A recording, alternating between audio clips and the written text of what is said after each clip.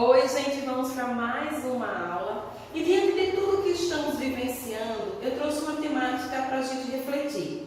Nós vamos falar hoje sobre as epidemias ao longo da história. É claro que não tem como abordar aqui todas as epidemias, mas eu selecionei algumas para a gente. Antes disso, quem não é inscrito no canal, lembre de se inscrever e já pode dar aquele like.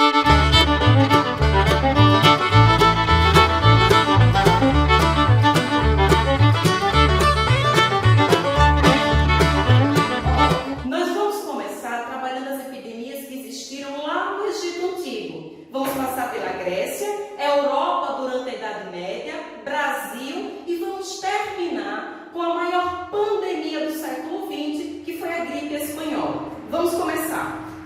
No que diz respeito ao Egito Antigo, um dos casos de varíola mais antigo que nós temos registrado até hoje foi o caso do faraó Ramsés V. Na múmia do faraó Ramsés, na face da múmia, foram encontradas marcas de varíola. Os pesquisadores dizem que durante o antigo Império Egípcio aconteceu um surto de varíola na região, a ponto das principais obras do período serem paradas. É bom lembrar que naquela época o Egito vivia um regime teocrático, autoritário, no qual os trabalhadores, sejam escravos ou livres, aglomerados, favoreciam o quê? A proliferação do vírus. Saindo do Egito Antigo, vamos para a Grécia. Em um dos períodos de maior esplendor na Grécia, um determinado governante tremeu na base. Sabe quem foi ele? Péricles. Mas por que Péricles tremeu? Péricles era muito respeitado, grande personalidade política, líder militar, temido pelos inimigos, principalmente pela sua habilidade estrategista. Parecia que Péricles jamais perderia uma guerra, mas ele não contava com um inimigo invisível, letal e com um poder de destruição, no mínimo, estranho. Veja o que aconteceu. Durante a Guerra do Peloponeso, Esparta contra Atenas, aparece esse inimigo terrível, a chamada Grande Praga. A tragédia aconteceu. Mas que tragédia, que grande praga foi essa? Os estudos recentes revelaram que, na realidade, esse inimigo invisível, essa grande praga, foi a febre tifoide. Para vocês terem uma ideia, uma a cada 4 pessoas acabaram perdendo a vida em Atenas. Foi a derrocada de Atenas. Saindo da Grécia, vamos para a Europa durante a Idade Média. Acredito que vocês já ouviram falar na peste negra. Peste negra é como era conhecida a peste bubônica, que assolou a Europa ali por volta do século XIV, a partir do século XIV, e chegou a matar em torno de 1/3 da população europeia. No início, os principais agentes transmissores da peste bubônica eram os ratos e as pulgas, que infelizmente se proliferavam na Europa devido à falta de higiene. Com o passar do tempo, a transmissão acabou acontecendo por via aérea e aí era transmitida de homem para homem. Para vocês terem noção da tragédia que aconteceu na Europa com a peste negra, o número de mortos excedia o número de pessoas aptas a enterrá-los. Vejam aqui o que foi criado na época. Olha aqui essa obra, A Dança Macabra. E olhem também como os médicos se vestiam no período. Estão vendo aí? E olha, para vocês terem uma ideia, uma das medidas tomadas para evitar a proliferação da peste negra foi a quarentena. Isso mesmo, a quarentena. As pessoas evitavam sair de casa. Como eu já disse a vocês, 1/3 da população morta, então houve uma redução drástica da população europeia e isso também contribuiu para a crise do sistema feudal.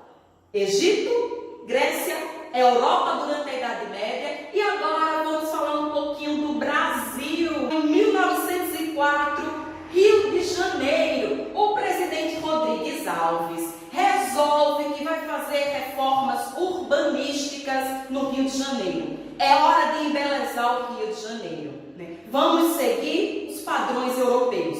Um detalhe, para isso ele promove o chamado bota abaixo. E o que foi isso? As casas populares, cortiços, que existiam no centro da cidade, no centro do Rio de Janeiro, foram colocados abaixo. Qual era o grande problema? A maior parte da população humilde do Rio de Janeiro vivia nessas casas populares.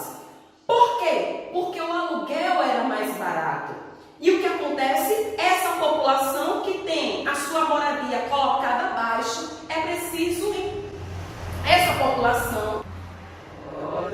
O que acontece? Essa população que teve a sua moradia desmoronada busca um outro local para viver, afastado do centro. É aí que começa, por exemplo, a ideia de subir o morro. Além das medidas urbanistas, as medidas sanitárias também precisavam ser tomadas. É aí que Rodrigues Alves recorre aqui. Oswaldo Cruz, diretor-geral da Saúde Pública no Rio.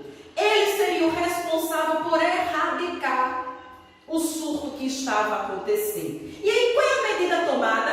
Vamos para a vacinação obrigatória. Para vocês terem uma noção, o governo exigia das pessoas que fossem matricular os seus filhos a carteirinha de vacinação. E quem não aceitava tomar a vacinação poderia, inclusive, ser multado por isso.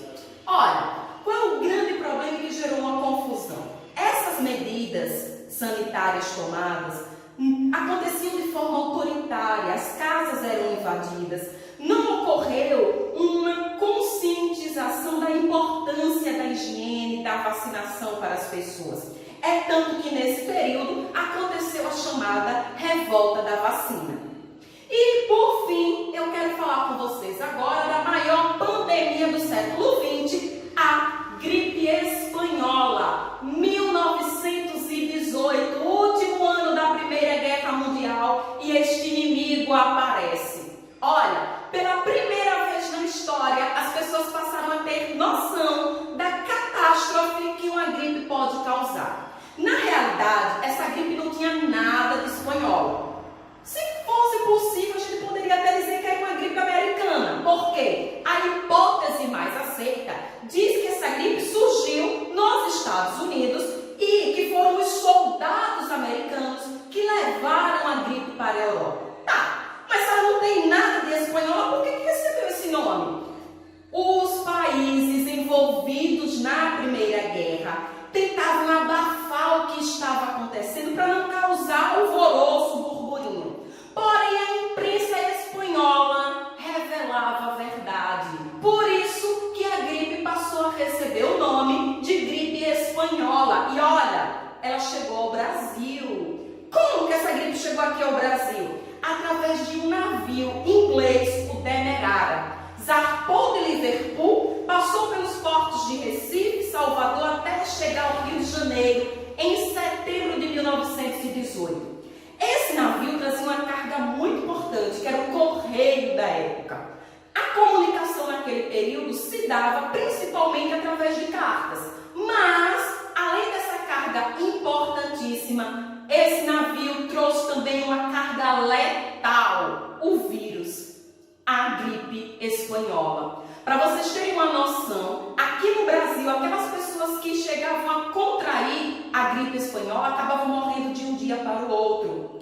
Os dados revelam que cerca de 35 mil pessoas perderam a vida aqui no Brasil. E, como eu já disse anteriormente, mundialmente falando, é considerada a maior pandemia do século XX, porque chegou a matar em torno de 50 milhões de pessoas no